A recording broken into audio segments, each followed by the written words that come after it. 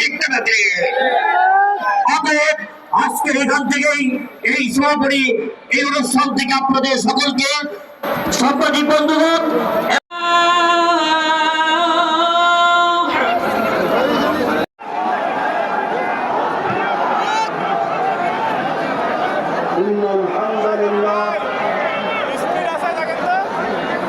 إن الحمد لله والصلاة والسلام على رسول الله وعلى آله وأصحابه أجمعين আট দলীয় বিভাগীয় সমাবেশ আজকের এই ঐতিহাসিক রাজশাহী ময়দানে